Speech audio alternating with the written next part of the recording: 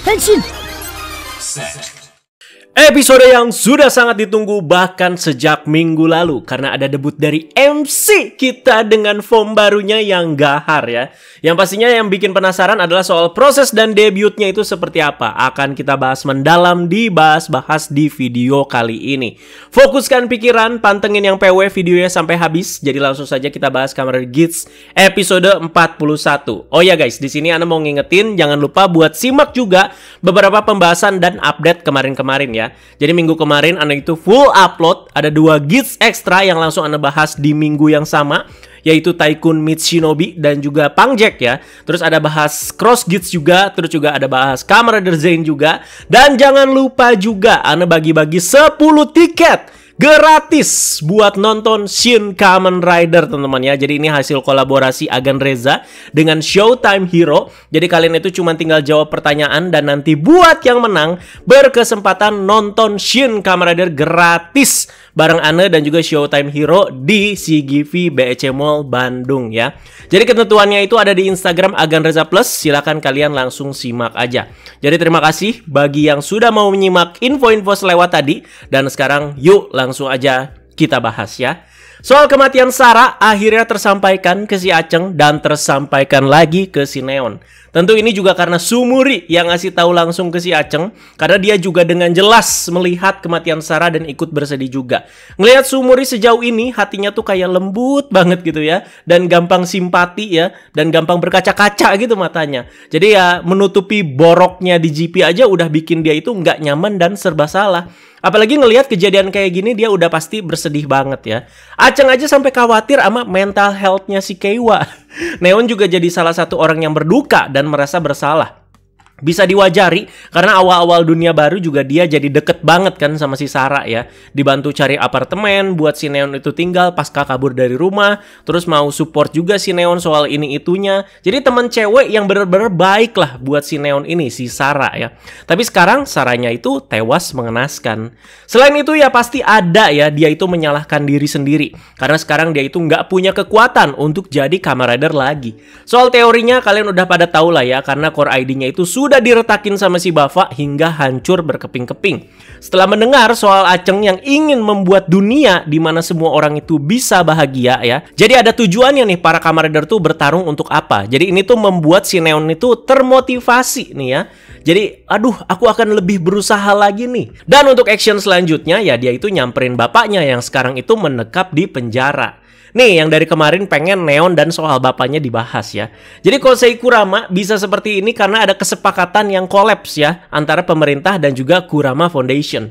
Jadi pemerintah itu menganggap mereka itu udah nggak akan dapat surplus lagi nih dari Kurama Foundation yang menjadi jembatan antara pemerintah dan juga DGP untuk mengabulkan permintaan pihak pemerintah.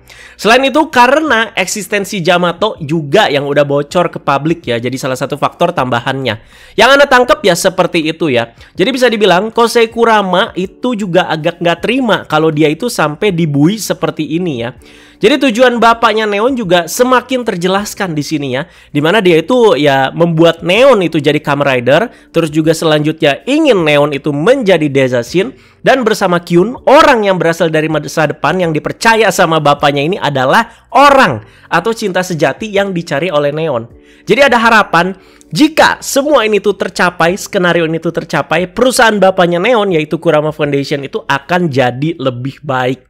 Tapi tujuan Neon ketemu bapaknya lebih untuk membuat si Neon itu bisa menjadi Kamen Rider lagi ya. Yang Anda tangkap dari percakapan ini juga, Neon tuh kayak merasa kecewa sama bapaknya yang terlihat nggak mengutamakan si Neon ya. Terlihat juga dari raut wajahnya dan balik lagi karena Neon itu anak hasil giveaway.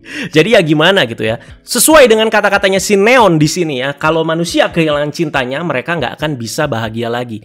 Maksudnya di sini si Kosei Kurama yang sudah kehilangan Akari, ya udah nggak bisa bahagia lagi gitu ya. Saga Neon dari kemarin tuh belum ketemu titik terang emang ya, selalu ada aja gitu ya. Tapi yang paling ditunggu adalah gimana dia itu bisa jadi rider lagi, karena nggak mungkin gini terus kan sampai Geats tamat ya. Jadi papanya Neon di posisi dia itu ya udah powerless, Aceng emang punya kekuatan tapi ada kondisi di mana dia itu nggak bisa mewujudkan ya beberapa faktor ya. Yang paling bikin anak terkesima di sini tentu actingnya bapaknya si Neon di sini ya. Sasuga memang ya time fire ya, benar-benar mendalami kayak orang stres-stresnya itu dapat. Jadi dari awal Kosei Kurama muncul di Geats ini emang bagus banget sih teman-teman. Sabar ya, belum ke Keiwa guys. Masih banyak hal penting lainnya yang mau Anda bahas sebelum itu. Jadi Jito, si Game Master baru utusan Shuel, akhirnya sudah mengetahui soal eksistensi Yamato yang tersisa di game Parasit yang sedang berlangsung sekarang oleh si Daichi Isuzu. Ini tersampaikan lewat Beroba dan Kekera yang emang kemarin itu udah ketemu sama si Daichi ya.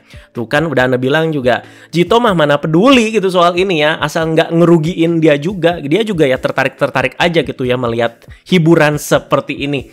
Pokoknya udah jelas tujuan mereka ini yaitu menyingkirkan si Geats dan fokus membuat Sumuri itu menjadi Dewi Pencipta selanjutnya. Dan Grand End itu bakalan terjadi lagi di dunia ini ya. Lagi-lagi Grand End ya. Ini juga selaras sama tujuan Beroba dan Kekera. Jadi ketika Sumuri itu menjadi Dewi Pencipta berikutnya, Beroba dan Kekera itu masih ingin menikmati DGP di dunia lain. Dan Grand End yang dilakukan Jito ya tentu butuh kekuatan Dewi Pencipta juga. Sama seperti Grand End sebelumnya yang butuh si Mitsume ya. Jadi di sini case-nya Jito itu butuh Sumuri untuk melakukan Grand End ya. Jadi untuk menyudahi dunia si Acang ini gitu ya. Makanya yuk fokus dulu bawa dan bikin Sumuri itu jadi Dewi Pencipta. Selain itu kekuatan Dewi Sumuri ini juga akan digunakan untuk melawan Aceng yang juga punya kekuatan warisan Dewi Pencipta sebelumnya yaitu Mitsume. Kira-kira kayak gitu guys, ngerti lah ya. Rasanya udah terjelaskan banget lah bagian ini ya. Jadi udah enak ngikutin ke depannya karena list job para antagonisnya di sini ya juga sudah terjelaskan dengan sangat jelas ya. Jadi di sini Anda juga jabarinnya enak ya. Jadi ya Aceng udah tahu soal tujuan si Jito ini, tapi tetap ngasih pilihan ke Sumuri. Jadi dari Sumuri sendiri, dianya itu tetap mau ngebantu Aceng ya. Jadi nggak mau jadi Dewi Pencipta berikutnya. Oh ya, tambahan nih yang Anda tangkap ya. Menyambung ya sama yang di atas tadi udah Anda jelasin. Jadi selain untuk Grand End dan sehabis itu orang-orang dari masa depan ini tuh bikin DGP lagi, kemungkinan besar ya di zaman yang berbeda, tentu ya butuh sosok Sumuri juga untuk membentuk ulang dunia, untuk ngasih reward ke player-playernya di DGP yang baru. Nah iya kan, jadi memang banyak faktor-faktor yang nyambung dan Sumuri itu sebagai pusatnya. Jadi walaupun Sumuri bisa dibilang ya satu rumpun nih ya sama orang-orang dari masa depan ini, ya dari lubuk hatinya ya dia nggak mau gitu. Reminder lagi nih, Sumuri itu emang sengaja diciptakan oleh orang-orang dari masa depan dengan kekuatan dan juga potensi Dewi Pencipta agar nanti ketika kekuatannya itu bangkit, ya dijadiin Dewi berikutnya. Tapi sekarang bisa dibilang ya, bibit yang udah gua besarkan malah kabur gitu. Yang punya gua gitu malah kabur gitu. Mungkin tanggapan orang-orang dari masa depan ya seperti itu gitu. Gak tahu kenapa, tapi Ana ada feeling Sumuri itu tetap bakal jadi Dewi Pencipta di puncak ceritanya si Geats ya. Mungkin di akhir-akhir lah. Tapi ya tetap intuisinya itu lebih ke kebaikan dan ngebantu para protagonis ya. Apakah di episode ini Ana tuh cuman mau lihat form barunya Taikun doang? Ya tentu tidak lah ya. Karena Sumuri itu diincar, jadinya dia itu harus menyamar. Pergilah Sumuri sama Aceng itu ke Blok M. Dan akhirnya setelah 40 episode lebih memakai baju navigator, kita itu dihadirkan dengan tampilan Sumuri yang membuat semua pria yang nonton pangling dan luluh abis ya. Gila pas bagian ini Sumurinya gelis abis pak ya. Anda berani bilang tercantik di era Reiwa mungkin ya. Angela May, Yua Yaiba, Hulera, lewat semua lah ya. Bisa kali jadi member baru girl group K-pop gitu ya. Masuk Fromis gitu ya, gantiin Gyuri. Tapi sayang bagian ini ya agak bentar ya. Dan ini jelas banget, ini fan service banget lah ya. Soalnya kan ya nggak lama ya udah ketahuan aja gitu sama si Jito ya. Makanya udah jelas fan service lah ini mah ya. Jadi terima kasih Toei, tapi tolong next dibanyakin lagi ya yang begini-begini. Akhirnya terjadi pertemuan antara Aceng dan juga Iman Jerox alias si Jito ya. Keduanya itu terlibat baku hantam dengan wujud manusia mereka masing-masing. Jadi udah pada tahu mungkin kalau sutradara action buat episode ini adalah Bapak Koichi Sakamoto ya. Yes, karena baku hantamnya apik banget di sini ya. Keren sih ini aktornya si Jito ya. Jadi Aceng sebenarnya ya udah kalah itu ya. Tanpa berubah jadi wujud rider ya. Tapi si Hareruya Win di sini ya malah datang membantu ya. Kalau nggak salah aktornya Jito ini sama si Hareruya Win itu alumnus High and Low ya. Pantes aja jago gelut ya. Aceng juga deh kalau nggak salah ya, yang pernah jadi support role gitu ya. Jadi 3 aktor alumnus High and Low. ya pantas aja teman-teman ya. Ya pokoknya keren lah fight-nya di sini ya. Apalagi si Jito itu pakai baton stick gitu teman-teman. Kayak beneran pula berantemnya ya, berasa nafsu banget gitu ya, ngebabuk orang ya. Bakalan penasaran nanti dia jadi Kamen Rider itu kayak gimana ya.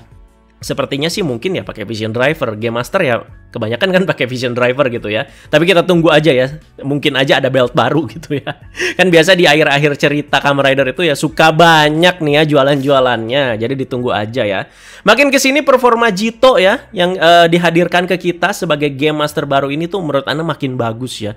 Jadi di awal Ana tuh agak skeptis sama karakter baru yang muncul.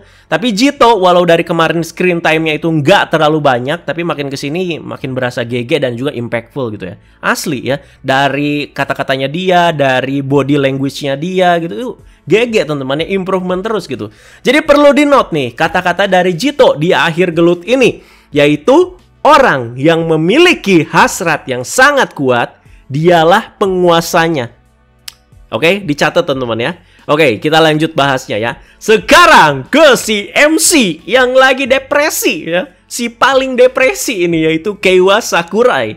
Tadi ya di awal Ana tuh udah ada bayangan depresinya Keiwa ini tuh langsung banget mengarah ke hal-hal yang jahat gitu. Layaknya Aruto yang langsung 180 derajat gitu ya. Ternyata ada fase emang dimana dia ini tuh ya merasa hancur. Tapi kepribadiannya ya tetap Keiwa di sini ya kalau kita bisa lihat. Kekera tentu seneng lah melihat Keiwa yang lagi di posisi seperti ini ya. Memang udah tujuan dia kan ya seperti ini. Makanya ketika di sini bukan dikasih penghiburan atau layaknya orang berduka, tapi malah dikasih api lagi alias dipanas-panasin sama Kekera ya, lu kan Kamen Rider gitu ya. Dan dengan tambahan kata-katanya yaitu ada caranya. Dan di momen Aceng gelut sama Jito, Sumuri itu kan dibawa kan sama si Keiwa ya. Di sini juga kayak masih terlihat ya normal gitu si Keiwa ya. Sampai pada akhirnya keputusasaan dan depresinya keluar juga di sini ya, yang berujung Keiwa itu meminta kekuatan untuk melindungi dunia dari Sumuri katanya ya.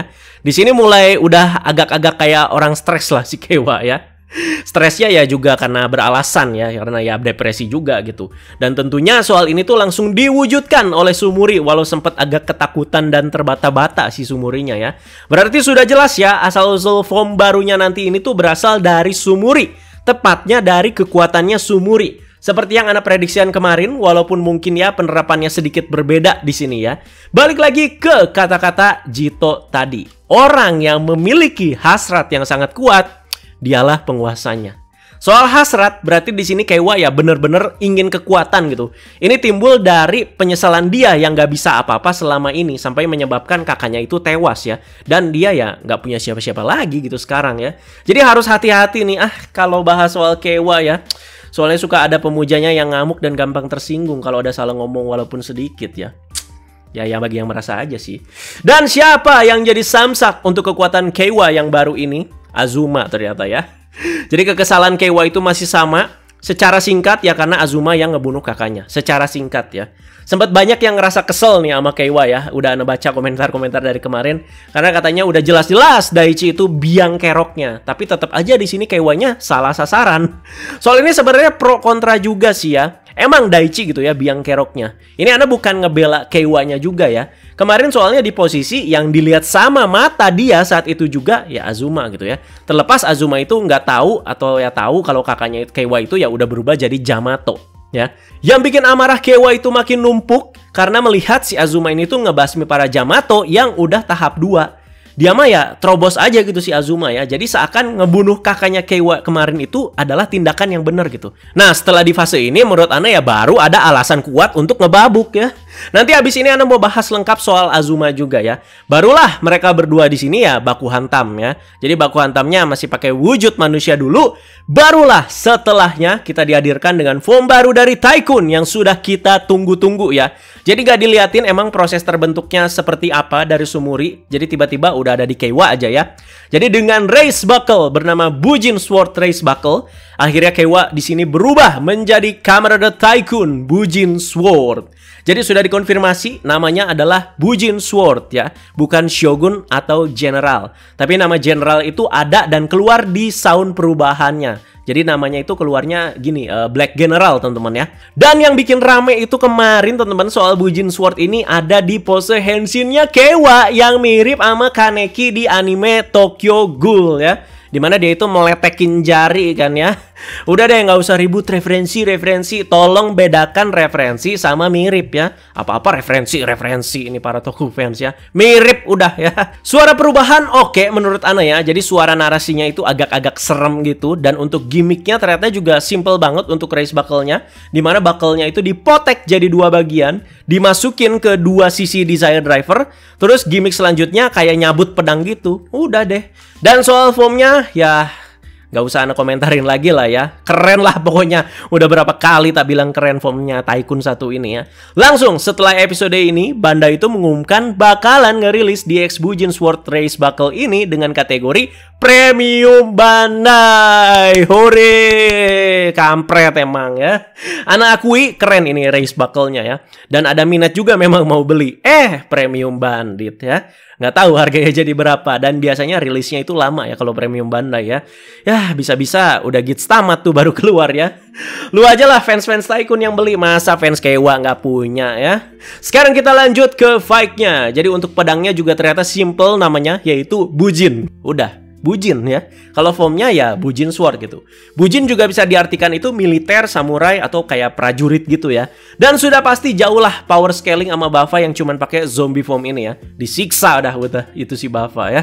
Dan terlihat jauh lebih gahar juga fighting style-nya dari si Tycoon ini ya. Jadi pas ngeluarin Bujin Sword Strike sama Victory itu mantep sih teman-teman ya. Dan akhirnya sampai fight ini tuh diakhiri oleh tusukan pedang dari Tycoon Bujin Sword ke perutnya Buffa. Lalu bersambung.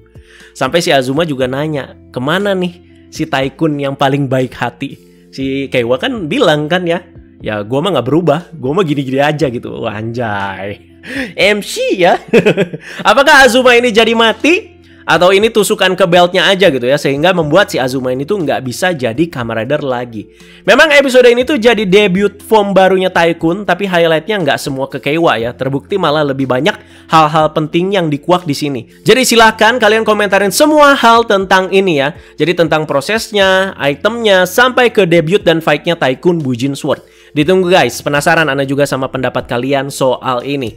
Kalau Ana baru mau komentar lagi setelah nonton episode 42 nanti. Karena sepertinya setelah ini Keiwa itu baru akan menjadi karakter yang jauh berbeda dibanding yang sekarang. Melihat dari preview di mana dia itu nyekap si Sumuri, menentang si Aceng. Jadi kita lihat aja dulu ya. Jadi ini masih proses memantau-mantau Ana juga ya. Jadi belum terlalu berani ngecap langsung bup gitu ya. Jadi kalau eksekusinya kacrut ya Ana nggak akan segan juga buat ngebadutin nih karakter ya, terlepas dari fans-fans dan garis kerasnya. Karena Ana sih ngomong sesuai fact aja gitu, bukan karena sinis sama suatu karakter makanya kesannya itu kayak cari kesalahan. Jadi sampai titik ini ya masih berusaha tetap adil, masih seimbang, dan kita ambil sisi logisnya itu kayak gimana ya. Nah sebelum ini si Daichi itu sudah mempublikasikan soal Yamato ke publik ya. Ini tentu menyebabkan efek ketakutan kepada para warga-warga nih. Kirain dia bikin berita kayak gini nggak ada lagi tuh yang nonton. Kayak serial mana tuh ya. Di saat ini juga dia itu menyebarkan si Yamato Kerdil yang membuat banyak warga itu berubah jadi Yamato di sini ya. Jadi ya di episode ini sudah semakin masif gitu ya. Banyak orang yang udah langsung berubah jadi Yamato tahap 2 ya selain tahap 1. Sampai Aceng juga ya nggak bisa ngapa-ngapain gitu di sini ya. Karena belum tahu cara ngalahinnya. Konsekuensinya ya bisa ikut kebunuh kan, itu manusia ya. Jadi sama seperti si Sarah. Jadi ada guest juga nih yang hadir di episode ini. Kayaknya yang sering nonton Ultraman juga udah banyak yang tahu ya. Jadi sering banget tuh dia muncul ya di franchise Ultraman ya. Jadi ada Pak Tadashi Mizuno. Ini yang Ana sering bilang mirip si Temon ya. Di yang seri Abdel dan Temon itu ya, yang hadir juga jadi salah satu warga yang berubah jadi Yamato Kroco tahap 2 di sini. Jadi bagian ini Ana butuh kalian untuk saling tukar pikiran ya. Jadi kita bahas soal Azuma di sini ya. Kirain Ana bakal ada efek trauma di sini dari Azuma. Jadi ketika ngelihat Yamato dia itu ada rasa-rasa takut gitu. Karena udah ngebunuh manusia sebelumnya ya. Ternyata karena dia ini banteng ya sesuai tema hewan ridernya ya, dia masih main seruduk aja di sini, terobos aja. Jadi si Pak Temon yang udah jadi Yamato tanpa ragu dia sikat sampai mati. Begitu pula dengan banyaknya warga yang udah jadi Yamato tahap 2 di sini. Dia sikat habis semua tanpa ragu ya. Jadi pemikiran Azuma ya terobos aja terus. Katanya dia itu mau menyelesaikan ini walaupun ada korban. Karena kalau tidak bakalan lebih banyak lagi korban yang berjatuhan. Itu pemikiran dia ya. Apakah bagian ini bakalan klimaksnya itu di penyesalan dan kesengsaraan untuk Buffa yang diharapkan oleh Beroba? Karena soal ini mungkin aja bisa jadi pengawal juga ketika nanti Azuma itu bakal mendapatkan form baru gitu ya. Jadi udah digali dari sini nih. Tapi di satu sisi ya kita emang greget gitu pasti ya. Si Buffa ini kepala batunya bener-bener dah. Nah kayak gitu kan kira-kira. Tapi di satu sisi karakter ini ya dibikin lebih konsisten gitu daripada Keiwa. Justru gregetnya ini tuh bikin ada dinamika menarik di cerita Geats ini untuk karakternya Azuma. Tapi ya ini balik lagi ke pendapat masing-masing sih ya. Kalau melihat Buffa yang udah oke-oke aja ya terasa membosankan juga. Lebih bisa diterima pemikiran sengklek dia ini di fase ini daripada yang waktu itu soal menghancurkan Kamen Rider mulu omongannya ya. Jadi perbuatan dia ini juga seperti terus dihantui oleh si Sarah. Kakaknya si Keiwa yang kayak terus ngebacot gitu ya. Jadi dalam wujud hantu gitu ya. Jadi bersamaan juga dengan Buffa yang melakukan tindakan ini. Gimana menurut kalian? Komentar di bawah ya. Tujuan Daichi Ana sebutkan lagi di sini ya. Dia itu ingin memperoleh semua kecerdasan milik manusia agar membuat dia itu menjadi manusia paling cerdas dan bahkan mungkin mau menguasai dunia. Balik lagi soal omongan Kekera ke Keiwa soal ada caranya. Nah, kita diperlihatkan korban-korban Yamato tahap 2 setelah seperti kayak dihisap pasir yang berakar itu ya. Mereka itu seperti terkumpul di suatu pohon yang sedang diamati oleh si Daichi. Yang Ana tangkep dari satu pohon yang isinya korban-korban ini, yang nanti itu bakalan jadi sumber kecerdasan si Daichi. Makanya selaras nih sama action dia sekarang. Nangkep kan? Jadi kecerdasan, sumber-sumber kecerdasan yang bakalan dia dapat nanti ya dari pohon itu yang dia udah kumpulin dari korban-korban tahap 2. Emang ngeri gitu ngelihatnya ya. Tapi soal ada cara, yang mungkin memang ada cara menyelamatkan para manusia yang Ana nangkepnya itu terperangkap lah di sini. Jadi kita tunggu aja seperti apa ya. Episode minggu depan, selain ingin melihat aksi Keiwa yang berikutnya setelah debut form barunya, di episode 42 nanti adalah soal kemunculan Queen Beroba dan King Kekera. Wujudnya udah bisa kalian lihat di preview ya. Jadi ya ala-ala Yamato gitu. Ternyata ini soal kekuatan premium yang ditawarkan sama si Jito. Jadi Keiwa bakal lebih kayak Kaneki juga kalau dilihat-lihat ya. Terlihat dari gaya dan juga outfitnya. Jadi siap-siap guys, beberapa episode lagi Geats itu tamat. Jadi kalian ramaikan terus bahas-bahasnya hanya di channel Agan Reza ya. Jadi terima kasih banyak teman-teman yang sudah menyimak bahas-bahas episode 41 kali ini. Seru episodenya menurut Ana ya. Dan bahas-bahasnya juga seru. Makanya Ana juga penuh semangat pastinya bahasnya ya. Sudah banyak teori-teori yang Ana sampaikan ke kalian semua. Dan highlightnya tentu ada di debut formnya Tycoon. Yaitu Bujin Sword. Budak Cinta ya. Silakan komentar aja di bawah. Nanti Ana baca-baca ya. Saling tukar pikiran kita. Jadi silakan berpendapat yang sehat juga teman-teman ya. Jadi kalau misalkan ada kekurangan dan juga ada kesalahan, silakan dikoreksi dan juga ditambahkan secara baik-baik ya. Teman-teman jangan lupa like, share, juga subscribe. Wassalam guys. Bye-bye.